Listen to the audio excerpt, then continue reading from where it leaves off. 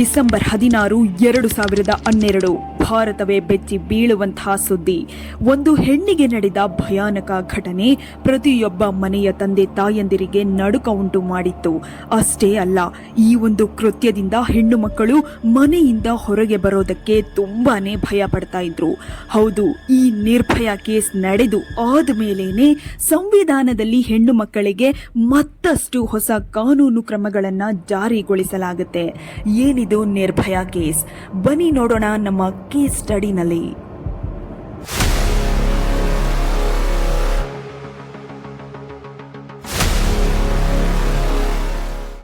ಅಂದು ಸುಮಾರು ರಾತ್ರಿ 11 ಗಂಟೆ ಆಗಿರಬಹುದು. ಜನರ ಓಡಾಟವೂ ಇಲ್ಲದ ಒಂದು ಜಾಗದಲ್ಲಿ ಒಬ್ಬ ವ್ಯಕ್ತಿ ಗಾಡಿಯಲ್ಲಿ ಹೋಗ್ತಾ ಇರಬೇಕಾದ್ರೆ ಮೈ ಮೇಲೆ ಬಟ್ಟೆಯೇ ಇಲ್ಲದಂತೆ ಇಬ್ಬರು ರಸ್ತೆಯ ಪಕ್ಕದಲ್ಲಿ ಬಿದ್ದಿದ್ದನ್ನ ನೋಡಿ ಭಯಗೊಂಡು ಪೊಲೀಸರಿಗೆ ಕರೆ ಮಾಡ್ತಾನೆ. ವಿಷಯವನ್ನ ತಿಳಿದು ಸ್ಥಳಕ್ಕೆ ಭೇಟಿ ಕೊಟ್ಟ ಪೊಲೀಸರು ತಕ್ಷಣವೇ ಅವರನ್ನ ಪಕ್ಕದಲ್ಲಿ ಇದ್ದ ಆಸ್ಪತ್ರೆಗೆ ಅಡ್ಮಿಟ್ ಮಾಡ್ತಾರೆ. ಇವರಿಬ್ಬರ ಬಗ್ಗೆ ತನಿಖೆ ನಡೆಸಿದ ಪೊಲೀಸರಿಗೆ ಆ ಹುಡುಗಿಯ ಹೆಸರು ಜ್ಯೋತಿ ಸಿಂಗ್, 22 ವರ್ಷದವಳಾಗಿದ್ದು, ಆ ಹುಡುಗನ ಹೆಸರು ಅವಿಂದ್ರ ಪಾಂಡೆ, 25 ವರ್ಷದ ವ್ಯಕ್ತಿ ಅಂತ ಗೊತ್ತಾಗುತ್ತೆ.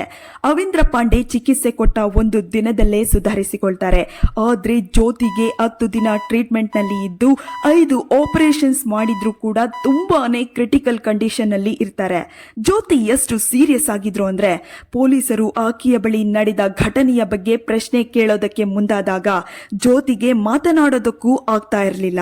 ಜ್ಯೋತಿಯ ಈ ಒಂದು ಪರಿಸ್ಥಿತಿಯನ್ನ ನೋಡಿದ ಪೊಲೀಸರು ಸನ್ನೆಯಿಂದ ಮತ್ತು ಮಲ್ಟಿಪಲ್ ಚಾಯ್ಸ್ ಕ್ವಶನ್ಸ್ ಕೇಳೋ ಮುಖಾಂತರ ಸ್ಟೇಟ್ಮೆಂಟ್ ಅನ್ನ ಪಡ್ಕೊಳ್ತಾ ಇದ್ರು.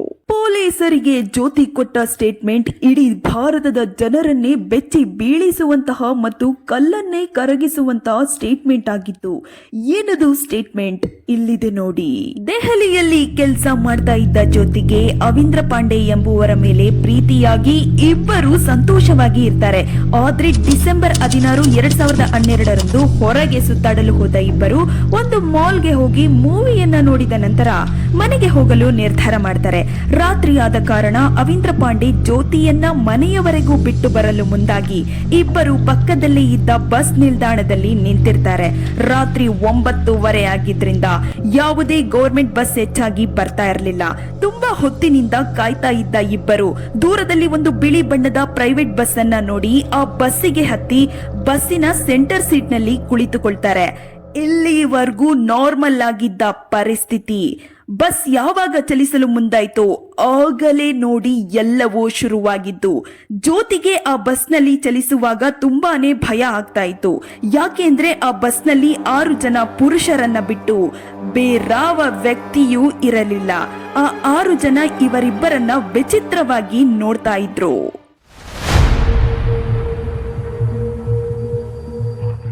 ಭಯದಲ್ಲೇ ಕುಳಿತಿದ್ದ ಇಬ್ಬರಿಗೆ ಮತ್ತೊಂದು ಶಾಕ್ ಆಗುತ್ತೆ. ಯಾಕೆ ಅಂದ್ರೆ ಇವರು ಹೇಳಿದ ಅಡ್ರೆಸ್ಗೆ ಹೋಗೋದನ್ನ ಬಿಟ್ಟು ಬಸ್ ಬೇರೆ ಯಾವುದೋ ಹೊಸ ದಾರಿಯಲ್ಲಿ ಹೋಗ್ತಾ ಇರುತ್ತೆ.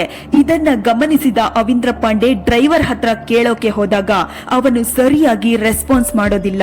ಸರಿ, ಬೇರೆ ಪ್ಯಾಸೆಂಜರ್ ಹತ್ರ ಕೇಳೋಣ ಅಂತ ಬಸ್ ಹಿಂದೆ ಕೂತಿದ್ದ ಒಬ್ಬ ವ್ಯಕ್ತಿ ಹತ್ರ ಬಸ್ ಯಾಕೆ ಬೇರೆ ರೂಟ್ ನಲ್ಲಿ ಹೋಗ್ತಾ ಇದೆ, ಏನಾದ್ರೂ ಪ್ರಾಬ್ಲಮ್ ಅಂತ ಕೇಳಿದಾಗ ಅವಿಂದ್ರ ಅವರ ಪ್ರಶ್ನೆಗೆ ಆನ್ಸರ್ ಮಾಡದೆ ರಾತ್ರಿ ಹೊತ್ತು ಹುಡುಗಿ ಜೊತೆ ಎಲ್ಲಿಗೆ ಹೋಗ್ತಾ ಇದೆಯಾ ಅಂತ ಹೊಡೆಯೋಕೆ ಶುರು ಮಾಡ್ತಾರೆ. ಆ ಬಸ್ ನಲ್ಲಿ ಒಟ್ಟು 6 ಜನ, ಡ್ರೈವರ್ ನ ಹೊರತುಪಡಿಸಿ ಉಳಿದ 5 ಜನ ಅವಿಂದ್ರ ಪಾಂಡೆಯವರನ್ನ ಪ್ರಾಣ ಹೋಗೋ ರೀತಿಯಲ್ಲಿ ಹೊಡಿತಾ ಇದ್ದಾರೆ.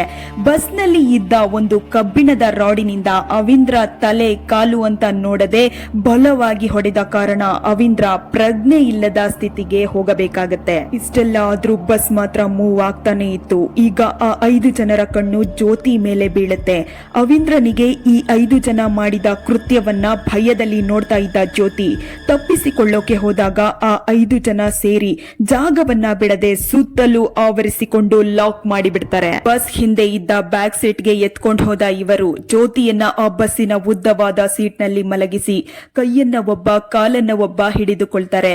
ಇಷ್ಟೊತ್ತಲ್ಲಿ ಊರ್ ಸುತ್ತಾಡ್ತಾ ಇದೆಯಲ್ಲ, ನಿಮ್ಮ ಮನೆಯಲ್ಲಿ ಯಾರು ಕೂಡ ಕೇಳೋದಿಲ್ವಾ ಅಥವಾ ನೀನೇನು ಪ್ರಾಸ್ಟಿಟ್ಯೂಟಾ ಅಂತ ಬಾಯಿಗೆ ಬಂದಂತೆ ಕೇಳಿ ಒಬ್ಬ ಜ್ಯೋತಿಯನ್ನ ರೇಪ್ ಮಾಡೋದಕ್ಕೆ ಮುಂದಾಗ್ತಾನೆ.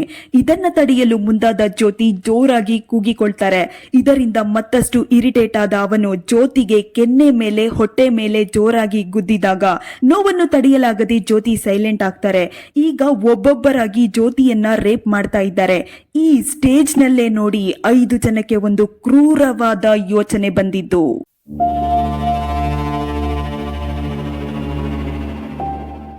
ಎಲ್ ಶೇಪ್ ಆಗಿರೋ ಈ ಐರನ್ ರಾಡ್ ನ ಬಸ್ಸಿನ ಒಂದು ವೀಲ್ ರಿಮೂವ್ ಮಾಡೋಕೆ ಬಳಕೆ ಮಾಡಲಾಗುತ್ತೆ.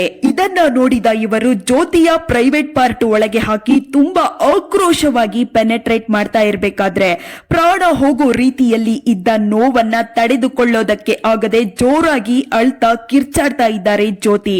ಇಲ್ಲಿಗೆ ಬಿಡದ ಇವರು ಜ್ಯೋತಿಯ ಪ್ರೈವೇಟ್ ಪಾರ್ಟ್ ಒಳಗೆ ಕೈ ಹಾಕಿ ಇನ್ನರ್ ಪಾರ್ಟ್ಸ್ ನ ಕಿತ್ತು ತೆಗೆಯೋದಕ್ಕೆ ಒಳಗೆ ಕೈ ಹಾಕಿ ಪ್ರೈವೇಟ್ ಪಾರ್ಟ್ಸ್ ನ ಎಳಿತಾ ಇದ್ದಾರೆ.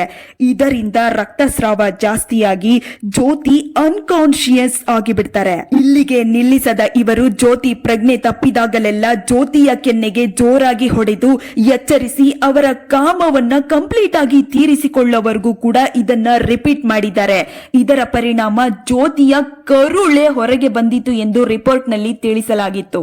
ಇಷ್ಟೆಲ್ಲ ಘಟನೆ 1 ಅವರ್ ನಲ್ಲಿ ನಡೆಯುತ್ತೆ. ನಂತರ ಆ 6 ಜನ ಇಬ್ಬರ ಬಟ್ಟೆ, ಸೆಲ್ ಫೋನ್ಸ್, ದುಡ್ಡು ಎಲ್ಲವನ್ನ ಕಳ್ಳತನ ಮಾಡಿ ಬಸ್ ಮೂವ್ ಆಗ್ತಾ ಇರ್ಬೇಕಾದ್ರೇನೆ ಜ್ಯೋತಿ ಮತ್ತು ಅವಿಂದ್ರ ಪಾಂಡೆಯವರನ್ನ ಬಸ್ಸಿನಿಂದ ಎಸೆತಾರೆ.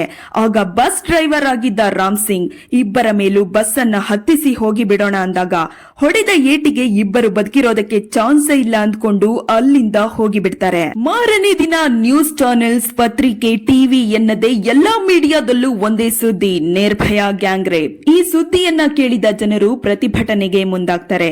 ಹೆಣ್ಣು ಮಕ್ಕಳು ರಾತ್ರಿ ಹೊತ್ತು ಹೊರಗಡೆ ಬರೋದಕ್ಕೂ ಭಯ ಪಡ್ತಾ ಇದ್ರು.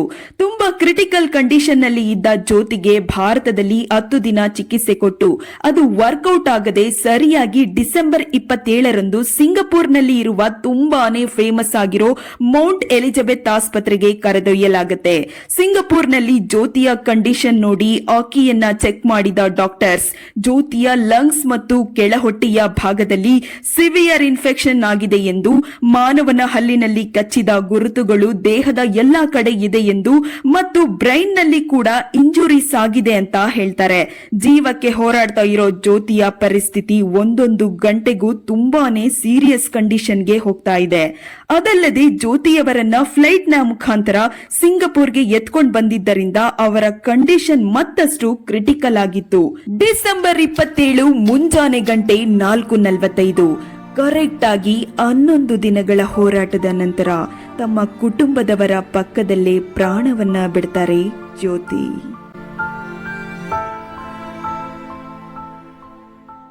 ಇದೇ ನೋಡಿ the rarest of rare case ಆಗಿ ಮಾರ್ಪಟ್ಟ ನಿರ್ಭಯ ಕೇಸ್. ಜನರು ನಿರ್ಭಯ ಅನ್ನೋದು ಆಕೆಯ ಹೆಸರು ಅಂತ ಅಂದ್ಕೊಂಡಿರ್ತಾರೆ. ಆದ್ರೆ ಆಕೆಯ ನಿಜವಾದ ಹೆಸರು ಜ್ಯೋತಿ ಸಿಂಗ್ ಅಂತ ಜ್ಯೋತಿಯ ತಾಯಿ ಈ ಘಟನೆ ನಡೆದು 3 ವರ್ಷಗಳು ಆದ ಮೇಲೆ ರಿವೀಲ್ ಮಾಡ್ತಾರೆ. ನಿರ್ಭಯ ಅಂದ್ರೆ ಭಯ ಇಲ್ಲದಿರುವುದು ಎಂದರ್ಥ. ಇಷ್ಟೆಲ್ಲ ಕ್ರೂರವಾಗಿ ನಡೆದ ಘಟನೆಯನ್ನ ನೋಡಿದ ಪೊಲೀಸ್ ಟೀಮ್ ಬೇಗ ತನಿಖೆ ನಡೆಸಿ ವಿತಿನ್ 24 ಅವರ್ಸ್ ಒಳಗೆ ಇಂಡಿಯನ್ ಹೈವೇ ಸಿಸಿಟಿವಿ ಫುಟೇಜ್ ನ ಸಹಾಯದಿಂದ ಬಸ್ಸಿನ ನಂಬರ್, ಬಸ್ಸಿನ ಕಲರ್ ನ ಪ್ರೂಫ್ ಆಗಿ ಇಟ್ಕೊಂಡು ಅದೊಂದು ಸ್ಕೂಲ್ ಕಾಂಟ್ರಾಕ್ಟ್ ನಲ್ಲಿ ಇದ್ದ ಪ್ರೈವೇಟ್ ಬಸ್ ಅಂತ ಕಂಡು ಹಿಡಿದು ಈ 6 ಜನರನ್ನ ಪತ್ತೆ ಹಚ್ಚಲಾಗುತ್ತೆ. 30 ವರ್ಷದವನಾದ ರಾಮ್ ಸಿಂಗ್, ಅವನ ತಮ್ಮ 26 ವರ್ಷದವನಾದ ಮುಖೇಶ್, 20 ವರ್ಷದವನಾದ ಜಿಮ್ ಮಾಸ್ಟರ್ ಆಗಿದ್ದ ವಿನಯ್ ಶರ್ಮಾ, 19 ವರ್ಷದ ಪವನ್ ಗುಪ್ತಾ, 31 ವರ್ಷದವನಾದ ಅಕ್ಷಯ್ ಮತ್ತು 17 ವರ್ಷದವನಾದ ಮೊಹಮ್ಮದ್ ಒಟ್ಟಾಗಿ ಸೇರಿ 6 ಜನರನ್ನ ಬಂಧಿಸಲಾಗುತ್ತೆ. ಇದರಲ್ಲಿ 3 ಜನರ ಕೈಯಲ್ಲಿ ಜ್ಯೋತಿ ಕಚ್ಚಿದ ಹಲ್ಲಿನ ಗುರುತುಗಳು ಇದೆ ಎಂದು ಪತ್ತೆ ಹಚ್ಚಲಾಗುತ್ತೆ. ನಿಮ್ಮಲ್ಲಿ ಒಂದು ಪ್ರಶ್ನೆ ಬರಬಹುದು, ಬಸ್ಸಿನ ಒಳಗೆ ಇಷ್ಟೆಲ್ಲ ಕ್ರೂರ ಘಟನೆ ನಡೀತಾ ಇದ್ರು ಯಾರು ನೋಡೋದಕ್ಕೆ ಆಗಿಲ್ವಾ ಅಂತ. ಆದ್ರೆ ಆ ಬಸ್ಸಿನ ಕಿಟಕಿಯ ಒಳಗೆ ಇದ್ದ ಗಾಜು ಕಪ್ಪು ಬಣ್ಣದ ಟಿಂಟೆಡ್ ಗಾಜು ಆಗಿದ್ದರಿಂದ ಹೊರಗಡೆಯಿಂದ ಯಾರು ಏನೇ ನೋಡಿದ್ರು ಕೂಡ ಕಾಣೋದಿಲ್ಲ. ಈ ಅರೆಸ್ಟ್ ಆದ 6 ಜನರಲ್ಲಿ ಮುಖೇಶ್ ಸಿಂಗ್ ಪೊಲೀಸ್ ಕಸ್ಟಡಿನಲ್ಲಿ ನೀಡಿದ ಹೇಳಿಕೆಗಳು ಜನರ ಆಕ್ರೋಶಕ್ಕೆ ಮತ್ತಷ್ಟು ಕಾರಣ ಆಗುತ್ತೆ. ಅದೇನಂದ್ರೆ, ಒಂದು ಡೀಸೆಂಟ್ ಆದ ಹೆಣ್ಣು 9 ಗಂಟೆಗೆ ಎಲ್ಲೂ ಕೂಡ ಸುತ್ತಾಡೋದಿಲ್ಲ, 2 ಕೈ ಸೇರಿದ್ರೇನೆ ಚಪ್ಪಾಳೆ. ರೇಪ್ ಮಾಡಬೇಕು ಅಂತ ಯೋಚನೆ ಬರೋದಕ್ಕೆ ಹೆಣ್ಣು ಮಕ್ಕಳೇ ಕಾರಣ. ಅಂದು ಜ್ಯೋತಿ ಹಾಕಿದ ಬಟ್ಟೆನೆ ನನ್ನನ್ನ ಆಸೆಗೆ ಬಲಿ ಮಾಡ್ತು. ಅದಲ್ಲದೆ ಅಂದು ಜ್ಯೋತಿ ನಮ್ಮನ್ನ ಅಲೋ ಮಾಡಿದ್ರೆ ಅವಳು ಸತ್ತು ಹೋಗದೆ ಜೀವಂತವಾಗಿ ಇರ್ತಾ ಇದ್ಲು ಅಂತ ನಾಚಿಕೆ ಇಲ್ಲದ, ಮಾನವೀಯತೆ ಇಲ್ಲದ ಸ್ಟೇಟ್ಮೆಂಟ್ ಅನ್ನ ಕೊಟ್ಟಿದ್ದ. गाली कभी एक हाथ से नहीं बजती, दोनों हाथों से बजती है. ये चीज देखी जाए. अगर कोई शरीफ लड़की होती है रात को 9 बजे 5 ನಿಮಿಷದ ಸುಖಕ್ಕಾಗಿ ಆಸೆ ಪಟ್ಟು ಒಂದು ಅಮಾಯಕ ಯುವತಿಯನ್ನ ಕ್ರೂರವಾಗಿ ಅತ್ಯಾಚಾರ ಮಾಡಿ ಕೊಲೆ ಮಾಡಿದ ಪ್ರಕರಣದಲ್ಲಿ ಈ 6 ಜನರನ್ನ ಬಂಧಿಸಲಾಗುತ್ತೆ. ಅದರಲ್ಲಿ ಬಸ್ ಚಾಲಕನಾಗಿದ್ದ ರಾಮ್ ಸಿಂಗ್ ಮಾರ್ಚ್ 11, 2013ರಂದು ತಾನು ಇದ್ದ ಜೈಲಿನಲ್ಲೇ ಆತ್ಮಹತ್ಯೆ ಮಾಡಿಕೊಳ್ತಾನೆ. ಪೊಲೀಸ್ನವರೇ ರಾಮ್ ಸಿಂಗ್ ನ ಹೊಡೆದು ಕೊಂದಿರಬಹುದು ಅಂತ ಒಂದು ಪೆಟಿಷನ್ ಬರುತ್ತೆ.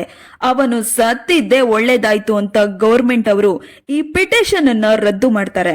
ಇಲ್ಲಿ ಅರಗಿಸಿಕೊಳ್ಳೋಕೆ ಆಗದ ವಿಚಾರ ಏನಂದ್ರೆ, ಪ್ರಕರಣದಲ್ಲಿ ಭಾಗಿಯಾಗಿದ್ದ ಮೊಹಮ್ಮದ್ ಎಂಬಾತನನ್ನ 17 ವರ್ಷದ ಬಾಲಕ ಅಂದ್ರೆ ಮೈನರ್ ಅಂತ ಕನ್ಸಿಡರ್ ಮಾಡಿ ಜಸ್ಟ್ 3 ವರ್ಷ ಜೈಲು ಶಿಕ್ಷೆಯನ್ನಷ್ಟೇ ಕೋರ್ಟ್ ನೀಡಿತ್ತು.